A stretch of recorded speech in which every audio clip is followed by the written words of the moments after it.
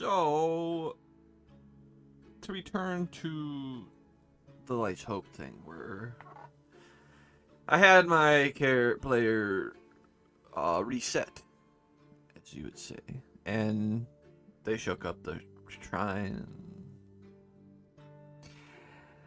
More so, just where was I picking up here? So, this would, I guess, causations of things that happen within that kind of got me plucking away at it. And I don't know it's exactly, well, I guess it's sort of winter, because I was kind of enveloping this land to sort of replicate how that Arctic Deathlands happened to that old place. And that's kind of what was happening here, in a sense that all the chaotic shit happening, and it's kind of weakening one of those towers that are here. Also, the person to do it isn't around anymore. So, as it's deteriorating, I would have to like get these players to get to that tower and fix it. Just like in pretty much all the other ones, I think that I was kind of going to lean more towards at this point. But so we don't exactly start here. I had them start in the Life and Death one, which was the Barthomia Kingdom one. So that caravan, and I was talking about Marcus, which was an original character for me. Prodigy wizard guy out of the academy going to investigate. He's got a small crew with him. So he conscripts sort of mercenaries.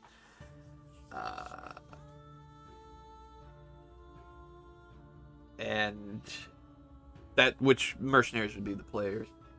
So their various backgrounds and stuff, I sort of had to elaborate a little bit more and do a solo sort of introduction campaign for them to be like, oh, this is kind of what happened, and sort of give people a little more feel for their character, because I'm trying to get them to be more RP as it would, so they care more about their character.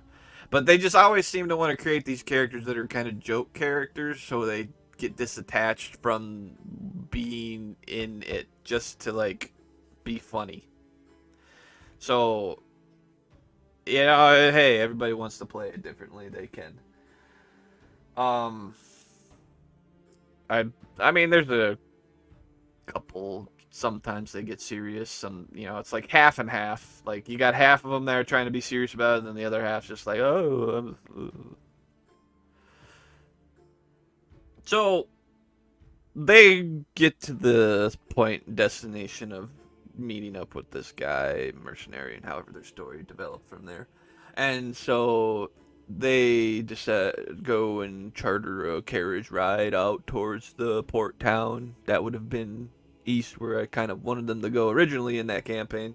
So I break up that whole caravan for like the prince, looking for the prince and stuff, remains in that campaign. So, which I had some dwarf guy, don't remember his name, but he was leading the whole thing. And because he's like a chancellor or some shit.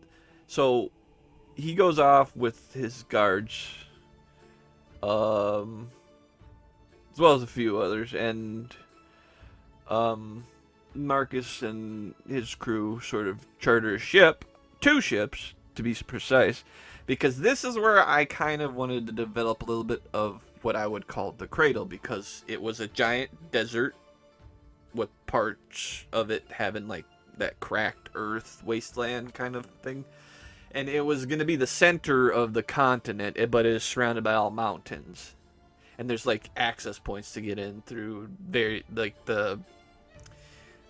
I don't know what I was calling the kingdom up in Shadowlands. The Barthomia Kingdom's got an access route. The Aurelian one's got an access route. And so on and so forth. So I developed these, like, sort of warriors that came out of that, which I kind of wanted to get into a little more like racial diversity here at this point, because then I was figuring like how the past would have had certain, because honestly, is I base my whole stories and stuff off human perspective because it's relatable, it's easier for me, and then learning about all these different kind of race like creatures that they're semi-human, but they've got the characteristics of like certain animals.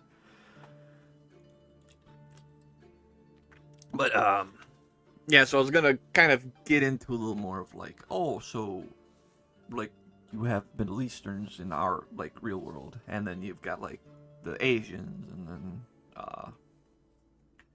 the Northern European and different dialects, and then I'm thinking, I was gonna kind of space it off in a way, but I never really got to it. So I just figured they were all sort of a mixed bag of like what is it? No, like where I was fuck. What was I thinking? Goddamn.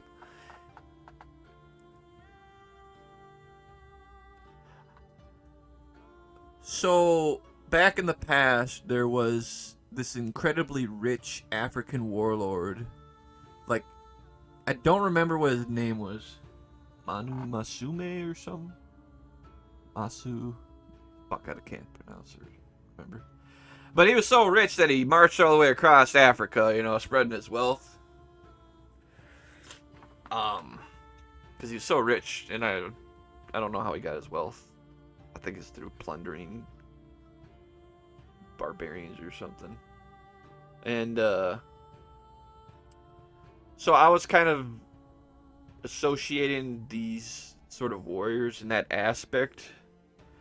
I think that they were on horseback, but he had a specialized unit that kind of were good at river crossing or something. I'm not sure. Or he had some sort of specialty with his troops in some form or fashion. It started with an M, but he had a cavalry, and that's kind of how I wanted to associate these sort of warriors in a sense. And so, especially with the wealth and all that, so they had their side of the ship, which I was going to put them on, because those would have been the mercenaries, and Marcus would have had his own ship with his own crew. A familiarity is trusting. So, yeah, so they chartered a ship. They go.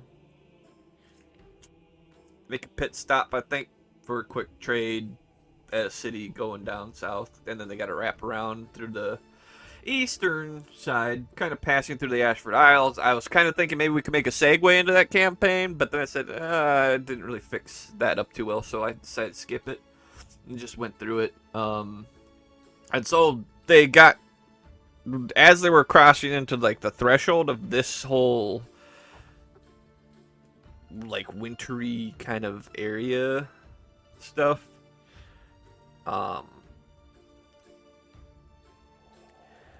they passed into that fog that I mentioned like many times, and they lost sight of each other's ships. The unfortunate thing for the player's ship, the mercenaries, is that they got invaded by not the like said creatures that I kind of wanted to ramp up, because those things got to come after later because they're level 1. So the Smuggler's Bay and the pirates that kind of run the show, the Syndicate, well, they're thieves, and they want to steal shit, get more ships for their crap. So the pirates come in and attack them on.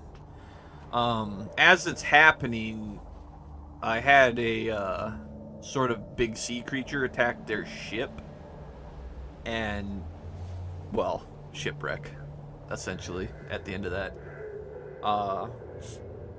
I kind of made it to where all of their assistants kind of didn't make it.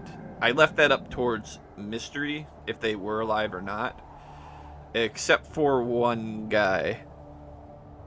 He was like supposed to be a Scot. I tried to do my Scottish accent.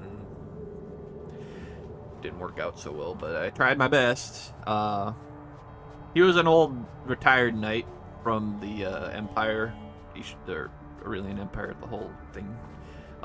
Yeah, he was conscripted to go out into that cradle with their troops because they're on the western border of that. And so, yeah, they'd go out there and fight whatever the hell's out there. And, well, he was chartered as a mercenary through this because, I mean, this guy just does not want to retire. He doesn't like the quiet life. So, yeah, he ends up washed on the shore with them. They interact with a very strange creature. It doesn't really speak, but it kind of points. It has a spear. It's kind of cloth. There's like a shovel, whatever, rat face thing, and like glowing kind of eyes coming out of it. It's yellowy white. And so the thing would guide them, basically to warm them up at its shack. This character was supposed to have a bit more of a, I don't know what you want to call, but it was an agent of one of the gods, essentially.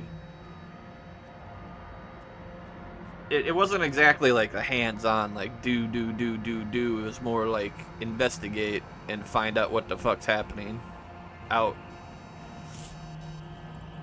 I think I forgot about the gods that waged war early on. That should have been something I first said on. So, yeah, they before they all fought each other, and you know, it was chaotic world, everything kind of all crappy, gods dying, getting created, create, die. And it became so unfathomable to really just operate in that way, so they decided to just more or less kind of create worlds and play games with it to kind of showcase who wins, if it makes sense. So they would create all these different worlds, and you know, some would just they collapse, destroy it, and whatnot. So they all sort of associated to have their own set worlds with their own laws and things, which were the extra planner kind of crap. And so they decided to make the central world and have whatever that their ideals and creations were to interact with this main world that's completely neutral, and see which one of their thing or ideas and however, yeah, they what would take over and essentially win, and that would be the god. Okay, so aside from that, back to where we are. So yeah, the agent points them in the direction, kind of follows along, but kind of out of sight from them. They find what I've developed as a different form of from Syndicate. These would be like old, like the old world kind of knowledge packed from an older god. Humanoids, of course. They operate as like fishing, like that's their kind of. I think I mentioned them before. They were sort of operating semi-vicariously, like Vikings, in a way. But they wouldn't go around and pillage like all these cities and shit. They kind of had their own stuff and their own warlords, and they didn't have a central like unificated front, which is what I was gonna try to get players to lead it. into at some point in these campaigns, but I never got around to it.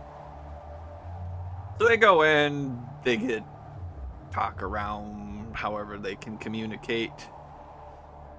And they told them there's a way through the pass, but it's a trial that they normally send their guys into because the it's essentially kind of a dungeon, not a huge one, but they would send their like young in there for like kill the thing in there, bring it back, you're a man now, or however. So they would send them up there, and they go fight their way through. I think it was undead, and then I decided, so the thing that walked into that town and instantly killed everything was going to be there. Because earlier, they weren't aware of it, but they ended up with a very mysterious object, and they're fucking around with it. And so when they entered the space of that creature that instantly kills you, it didn't kill them instantly. Which, nobody really questioned. So I just kind of blurted it out in the forefront to kind of just tell them, because I don't think they were going to investigate that they are now undead.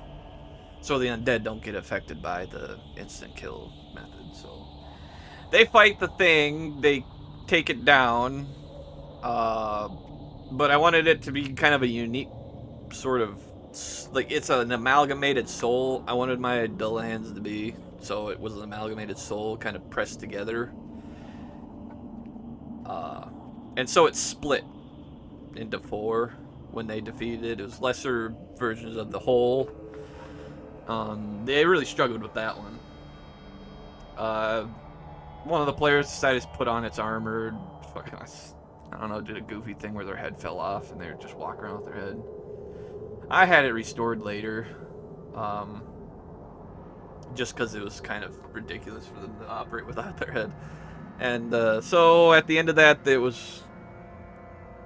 I was gonna sort of make it where this dungeon used to be an old research lab to kind of showcase a little bit about that abyss creature shit. So I showed them an abomination, that thing that it was a Hulk, and then it died. It like shot bone spikes out from its flesh.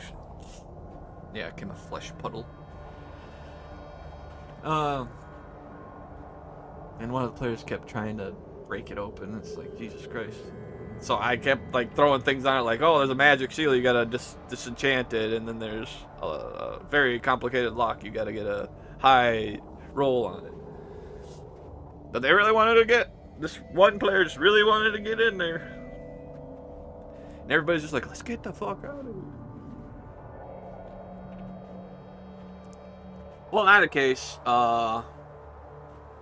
yeah, one of the player mages picked up a journal. They couldn't really decipher it or read it, and every time they tried, they kept losing parts of their sanity. Because I was going to add that feature in, and yeah, they find a statue out in the middle of the woods. Which, well, I'm going to say they probably crash landed here. Found the village like somewhere up here. Did their dungeon thing there. Came out here. Know about some knoll shit going on there, which was pretty bad. And so this is the statue they came across. Yeah, that mage decided to like reach out to this statue, but the corruption in this land kind of, essentially when you try to reach out to like those figures that you're not directly linked to, it kind of dissociates your sanity in a way, and this guy was getting down to half. But he learned some things about the statue, and it used to be a shrine dedicated to, I think he was the god of like watchfulness, justice, or something. Which he could tell that the corruption's there, it's fleeting, there's not really a direct link to any god. That's kind of why this land's the way it is in a way. So they travel up. Um, they get to here. They fight gnolls, and then they get to this town, which is where they said they were going to meet up, or where they were supposed to go to, because, well, I didn't really announce it, but Marcus had a letter from his master, or the head mage, Grandmaster Mage that was there, that got tortured at the end of that one. Well, in either case, they were sailing the coral. They were gonna meet up there, and so they get there. I mean, the guide guided them, and I think they lost that Scottish guy back in the Valkyrie village. They never questioned where he went; just he disappeared. So they get there.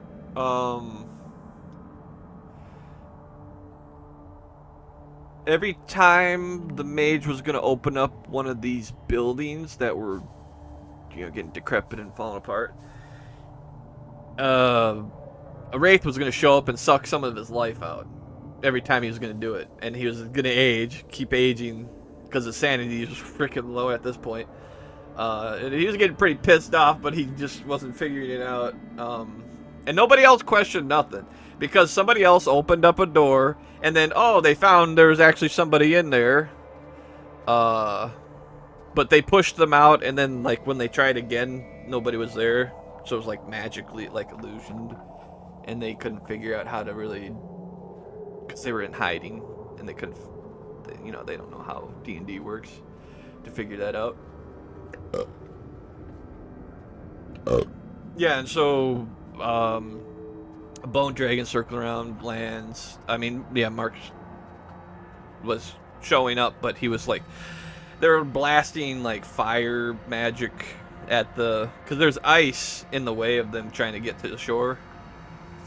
And as they were waiting for it, the bone dragon lands. They fight, and the people who were hiding come out and help, kind of towards the latter half of the fight. I mean, this is where the players kind of crash out after this, and they don't come back, because it's just, like, scheduling and all that crap. But, so, the thing is, with the mage and loss of his sanity and the wraith thing was happening, was that he was, like, believing that he was aging and gonna die. So I was gonna have him roleplay that. Like, oh, my brother.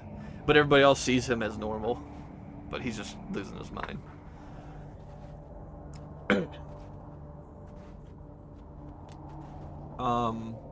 Yeah, then there were several villages out here. I was gonna have different battle things where they'd go investigate and then kind of figure out stuff. The tower's up here. Yeah, and then the thing I put in with this river is to kind of showcase that it did expand a bit, because the water elementals are enraged up here in this bay. And then, yeah, I was gonna have them split up, because I think I was gonna have Marcus kind of go out this way for some investigative stuff. He was gonna either go here, or he was gonna go here. But I think he was gonna send his agent out to the capital, and then I think he was gonna end up there. And then it would have led to another campaign, which I'll get to after this. And then in black was going to be a very expanded town. I had a whole huge battle map thing set up for it. And then it was to bring some characters back that didn't really kill, but came in and tortured that Grandmaster guy for whatever reason. One of that guys were going to be there, the older kind of, I think, vampire looking dude. I don't remember what I would describe him as, but white hair maybe. I know it was him, some chick, and the leper mask dude. I mean, he was just gonna sit there and stoke a fire, and everything else is kind of dilapidated around that. Even though people came in and cleared it out, there still are guards, there's still people living there, but it's just hard for them to live there, because it's like a dead pop-up all the fucking time in this town, and they just can't keep fighting it back, and they get tired. Um, yeah, and then this was gonna have griffins defending it because it was a like flock of them. They were friends of the mage, which I named him Arsuvius, which he's the sole reason why the world's kind of fixed. He erected these towers, helped banish that Nazmul guy, which I have that, like, lock and key kind of crap in the cradle for that dude. Yeah, so, yeah, Arsuvius sort of... I think I sort of... Yeah, he magically replicated things inside these towers to sort of describe to people, like, what you need to do to fix this crap, and so on and so forth. I mean, he's made brokered deals with certain entities to kind of... I mean, his soul would, like, get cut up so much and deteriorated for him to be able to come back when things got real bad. Which is why this latest rendition isn't working out so well for him, and he has amnesia, and he thinks he's somebody else, which was going to be in that Alpine village. Yeah, and I think where this was all going to sort of relapse for all these players was it was gonna, because there was this witch that sort of had them in her grasp, because every so often they would teleport or something to this, like, dilapidated, I don't know, trading post or something. I mean, it had stone walls and stuff, but yeah, and then she'd be in there and sort of speak in hyperboles and sort of give them things to help.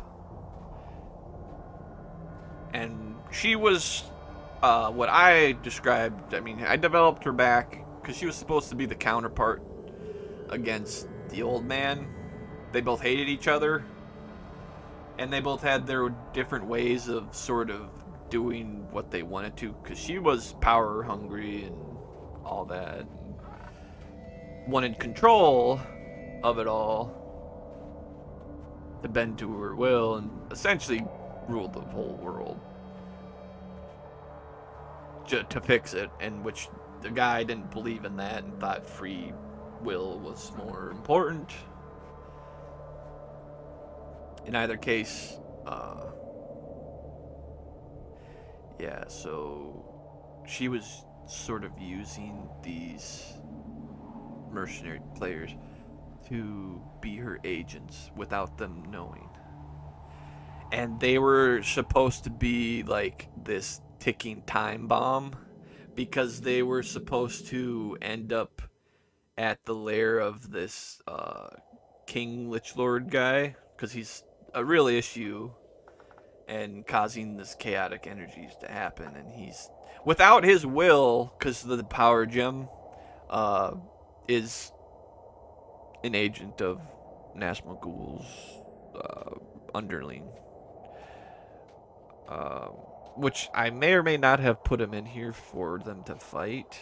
I think I more or less made him like, he kills the guy who runs that Zul tower, which is like their Templar leader or something. Kills him in some like ruined city, and it was supposed to be some like past tragic thing that they discover, and then, well, either way they go in and fight the Lich, but then find out they're just a bomb and they pretty much blow up. And then their various stories would have unfolded as they went along, like the one losing their sibling, then they find out that was just the sibling was lost long ago, brought to a hobgoblin camp. They went to try to go free them, and then ended up getting smacked in the head and dying. The witch picks their dead body up and pretty much reanimates them without them knowing that they're undead. They're more like zombies with coherent thought, I guess. But they don't got the deterioration of the becoming skeletons or normally when you're undead. So, yeah, ticking time bomb, boom, blows up to basically, it's a magical bomb and completely creates a crater, destroying this Lich Lord. He finally gets released out of his damnation. It scatters about the undead to make them more mindless and less coherent in their attacks. It alleviates some of the pressure that this land sort of exudes off, and then, I mean, slowly but surely, I think, yeah, it kind of turns back to this Earth screen again. It's an old map.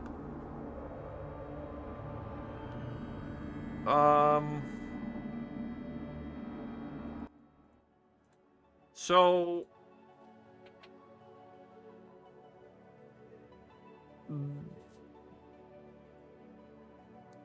I believe they kind of okay, yeah, so Marcus goes to the Alpine, which leads to him going there. The mercenaries decide to go up north because Blackwood is what they learned from the village, so he has his mercenaries go up there to sort of help. And I mean, he pays them all pretty well. He says he'll meet up with them, blah blah blah, at another time. Or he'll send somebody out to sort of pay them. And I mean, he'll send somebody back out there and it finds out that there's fucking nobody left.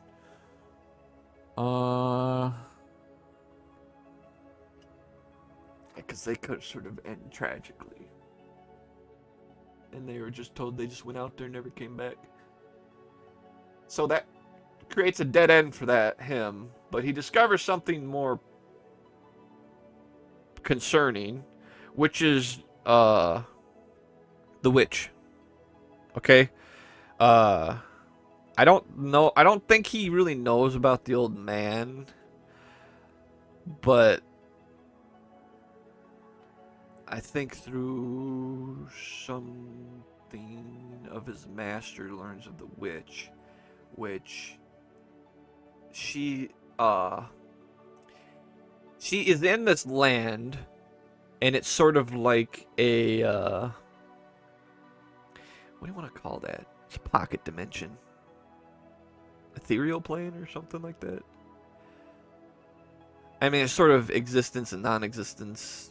Well, they simultaneously exist at the same time, but it's sort of trapped on a side. And they can only create so big of a ring, and the nearest one to, if somebody were to access it, would go to it. And, you know, she's kind of the only one in the area. So with him, and his crew, as well as some guild mercenary, they go and, as well as I think a couple like Templar knights, go in and take and capture her. Surprisingly, she goes willingly. They bring her back into that town, and they say she's a witch. I mean, people believe it, but they, you know, they're like, we've heard this kind of shit before. Like, the crazy people out in the West and Solir do that shit all the time. So it's just like, okay, we'll take your word for it, but I mean, I don't really believe it. But I don't want to be a supporter of the witch, because I'm gonna burn too. Yeah, so then that ends there, and that was gonna go into the next campaign, which I'm going to describe, because I think I only have that one left, and then the one of part 2, because what I was kind of talking about before, because I think I was talking, there was 3 of them, maybe. I already described that one. So the agent that was sent out to the sort of big capital. I mean, it's not capital, but it's the big city. Uh, I think he was going to learn of the Aurelian side of the politics. And because yeah. So he learns of the politics happening in the empire there more in depth because outsiders kind of just like, oh, that's kind of in turmoil. They don't have a leading ruler, and they're all kind of vying for power. Um, which is what the chaotic side of or evil, as you either both want that to kind of be that way, so they can take charge. Okay, so he's covert operative in a way, so he was sort of my rendition of a rogue assassin, sort of getting through stuff, disguises, and all that. I think he learns about.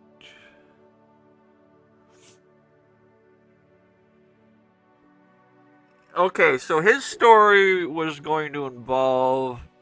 I think his investigations would have led up to finding out that the Aurelian noble that sort of ends up kind of with the power and is pretty much controlling it in a way, finds out that they actually are uh, corrupted by the abyss, so they're actually a puppet, and it ends up plunging the capital into turmoil. And he mostly would learn through that because there is a mage that turned to lichdom in up here in High Pass. There was a God, I'll just put it better there. So yeah, a little stronghold there. It's his research lab. He's very dedicated into fighting the abyss, and there's also a lot of in terms of lich, they always, with power and all that, finds a lot of special materials that are there and that you can't find anywhere else, which he encompasses because he kind of controls that town because he's lived for a very long time, and he's sort of indoctrinated they're called the honor guard or whatever, and they have the special quality materials which allow them certain abilities, which I think it's like a Misty Step thing, where it's like they sort of had this teleport ability.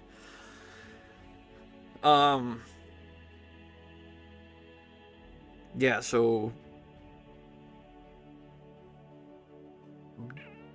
they end up working together to figure that out, and they take out the thing that plunges that whole thing into chaos, which in turn, when I was talking about the Aurelian Empire, where the players were going through it, and they learned of the Silver Sentinels, sort of,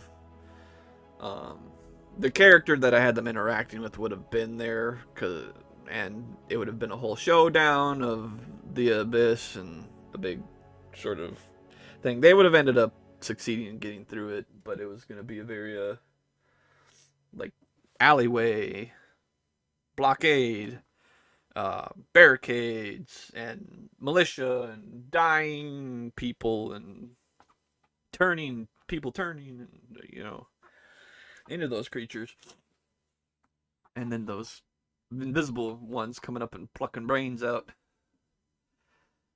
So yeah, I don't say he necessarily turned tragic. I think ends up liberating.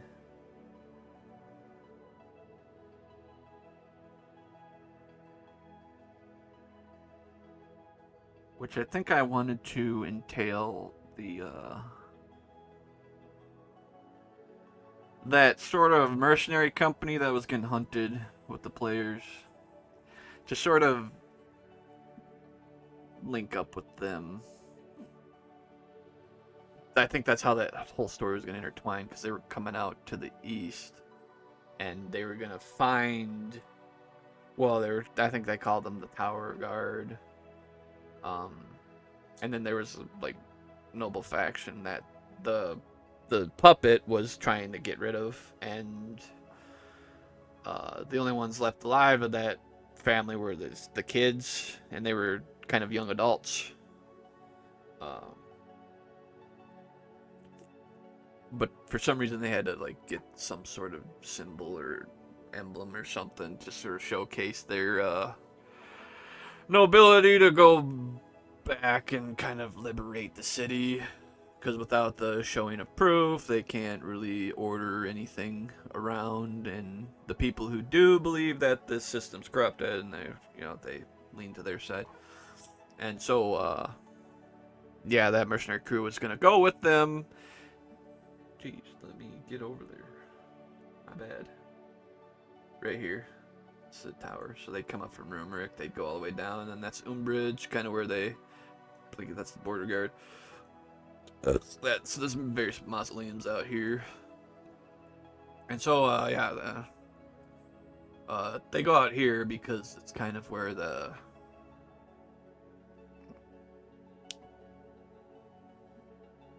estate is, I guess. So, yeah, they get there. And they find it to be a very, very pressing situation getting there, because they have to fight through those abyss creatures going through there. But they also find that when I mentioned a world that's holding on, like on the brink, that it's bled out through those portals as well too. So people that are in that world have bled out into this one, and they're fighting these abyss creatures as well. But I think that their minds are sort of fractured in a way, going through the portal, so they can't really tell friend from foe, so they end up fighting them too. And yeah, and they can't enunciate or speak. So they get there in it's the part 1 of 2 campaign that I wanted to talk about, but fuck. I wanted to put this giant fucking mansion battle map that I created, and put it there, so it was gonna be a puzzle and like door heart, like magical lock shit. They gotta find the keys and stuff, and there's fucking undead in there, old like servants that had names and shit, and then it never got to it, but it was gonna be so damn cool. So yeah, they would have been pretty special undead, because they would have ended up inflicting wounds on people, which if they didn't find I think disease cure or something, or it would stack up infection points, and it's like you'd have to clear an infection each time as this thing would stack up, and once you get to 10, you're done. And I think I put a timer on how long it would take for an infection to build up once you get to 10 after the initial, like, I won't say bite. I think I did it as bite. So yeah, I don't know how long the infection was gonna go, but it wasn't gonna be like instant. I mean, yeah, you get bit 10 times, you're fucking dead. But you're pretty much dead by the amount of damage you take anyways.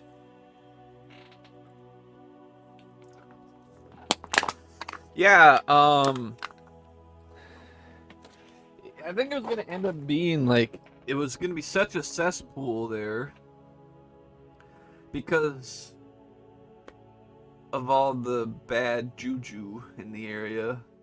They'd have to go around and destroy every mausoleum in the vicinity And I think just out of regards to making the house rest in peace or something, because of the magical energies with it, is kind of causing the rift to happen, so they can seal off the portal that has the abyss kind of coming through. They had to use the magical. I don't know. I was gonna put like some sort of reactor, magical reactor or something, because their house was like they had light, kind of electricity in a way, but they had a sort of, I don't know, nuclear fission reactor of magic that sort of powered that, and then it got corrupted. I didn't know how it got corrupted, but God damn. I figured they ended up having to destroy it all, and somebody had to stay behind and die. That's kind of going to be the story of that, as they would have gone to liberate them, the empire of the corrupted official, that sort of controlling it all, trying to kill everything and everyone to make way for their invasion to snuff out existence. Ooh. I believe, I mean, aside from some dinkly, like, Minotaur sort of culture I kind of put up here, didn't really put too much. There's a gold dragon up here, didn't do anything with. Orcs, I mean, they kind of had a thing. But I wasn't going to have them really go down there. This was all about that one campaign I mentioned with the sanctums, and this was supposed to be that elfin one. But I mean, just kind of threw together a bunch of stuff on a map. These are hill dwarves. Yeah, it's not called Storm Breach. I think I named it something else. Yeah, that's kind of the map. I did make a pretty elaborate knoll map thing. They were worshipping like the abyss, and what they were doing, and the magic of like sacrificial shit and whatever they were doing up there had Silver Dragon locked and keyed, and the corruption was overtaking his mind, eventually going to turn it into an abyssal dragon, which was going to be some extremely deadly shit. I was going to have the players go in and fucking free that thing up. It's going to be a very... I think it had a 3-part kind of mega fight, which I do not have anymore. I moved it.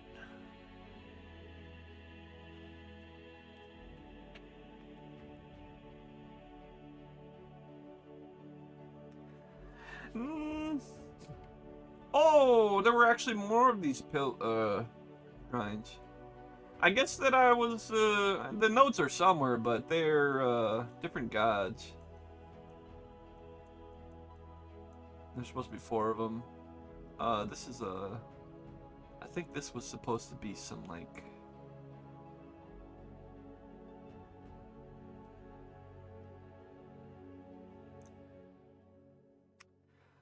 recluse. Some form of recluse that abducted women.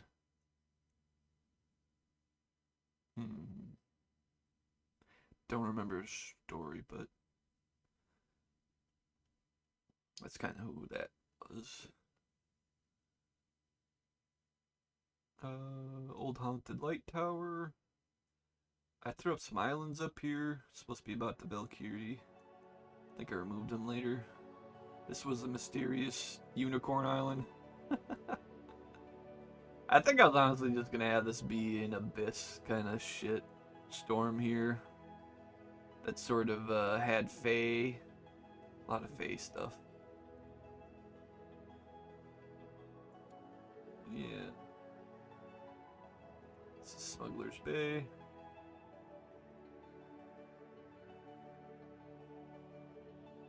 Yeah, I don't think there's much else. Divine Tree. The Oracle. Seek out wisdom.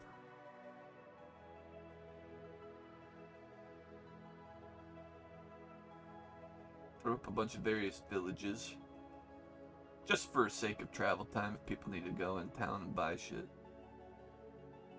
Or sell shit. I am saying it's a little difficult in this D&D when it comes to players being loot frenzy. Like, say there's... Like, it does decent the, damn it. Word's not there. It draws away from, like, making stronger humanoid creatures to fight the player when they have better armor and weapons. Because the players just be like, I'm gonna grab that, I'm gonna grab that, I'm gonna grab that, and then they just, like, throw 2 times the weight they can carry on their back and haul it into this thing. I mean, I punish them from like, hey, this is, but they keep doing it. And so then I just decide, I'm just gonna nerf all these freaking humanoids. And like, oh yeah, fucking shit ain't worth it because you fucked up. Or your roll is bad for harvesting the trophy from this creature. So I'd start putting in a roll base, but it gets kind of annoying to the point where it's just like getting them incentivized to like go explore a dungeon, or you know, where you gotta open a chest and there's the loot, or you fight the boss and there's the good shit. But they just like, I'm gonna grab all the fucking money as I possibly can and go and buy myself that plate armor right away, or pay some blacksmith an assload of money to make myself a mithril weapon. And that's when I'm like, oh, there's no blacksmith in town that can make that plate. Or you need to go find that mithril because they ain't got none in stock. Because, I mean, yeah, damn. I go through it time and again. And it's just I can't figure out a better system for the, you know, for my enjoyment as well as theirs. That's my issue with any games, is the min-maxing sort of shit that's happened since, man, when that crap started happening. I want to say, I mean, there's always been that tournament kind of stuff, people playing like really a lot. I mean, shit, that stuff was back when arcade machines were hip. Tetris and all that. I'm gonna say it really got bad around the time microtransactions started getting out there. Because then everything started becoming more about attention rate. Like you these games don't care about your journey getting to the final destination. It's all about like beelining it to that and being at the late game pretty much right the fuck away. I don't feel like a character growth or really any like I care about this character so much because there's no like development happening with it, which is why I sort of like the early rendition of World of Warcraft, the vanilla, whereas like it took the time to get to that maximum level, and you would experience through other like players and story narrative wise because you survived this deadly encounter, somehow made it out unscathed, and then it's just like certain shit happening within these dungeons with other players, and it's just like you're building sort of a story of this character and you feel something. I don't know what, but it's like accomplishment maybe. That's why the hardcore is so popular in the classic genre of that now. Uh, because the story is more heavily involved for that character to reach that point. Which is kind of where I find it lacking for a lot of modern games.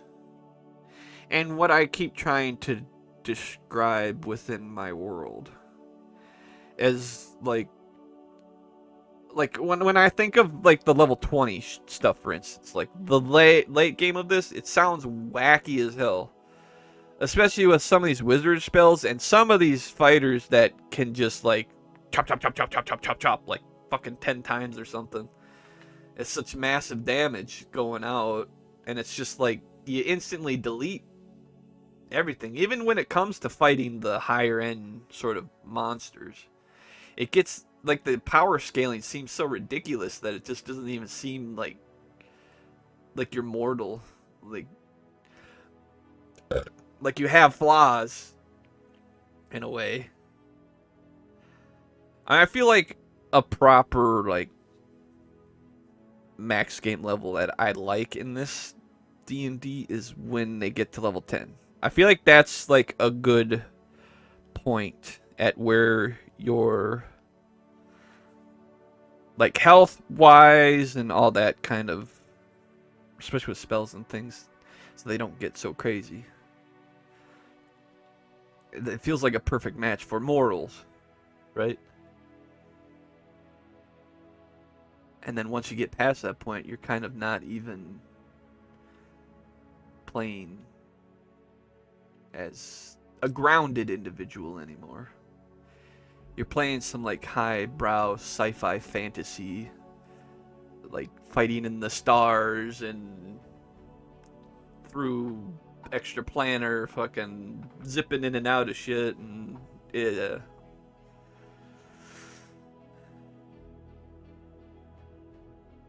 I see the appeal,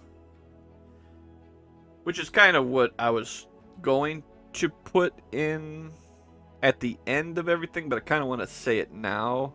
Was that I was going to encapsulate all this stuff happening here, and then I was going to have like a very far in the future with like we're on ships, and you know there's a planet, and we're going out, and there's like this uh they're pretty much like ex-convicts and like what do you call it, military that got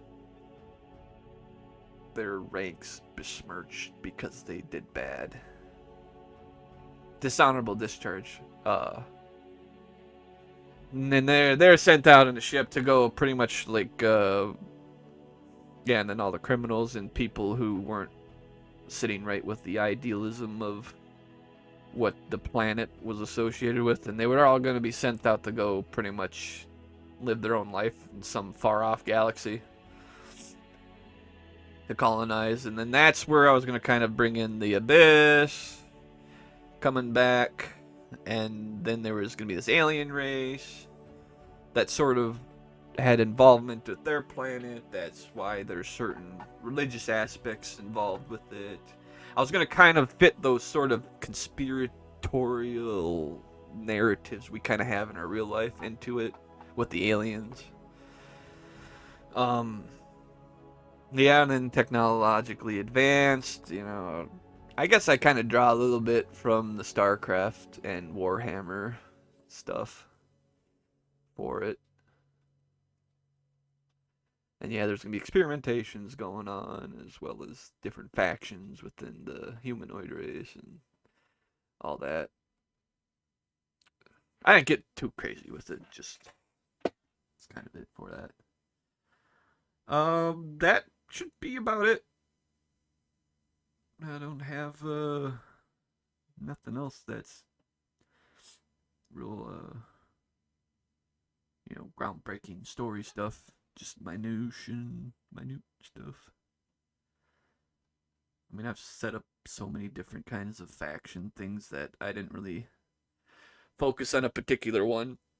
Because there's too goddamn many of them that I have in world, and I can't pick one to be certain.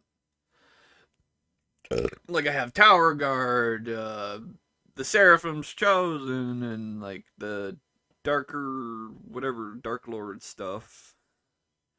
Undead faction thingy. A few of those. Oh, that's what that was. That was another. So there is another one. That would be before this next one I'm gonna describe. So I thought I was gonna do this next one next, but it would be the last campaign that my players played.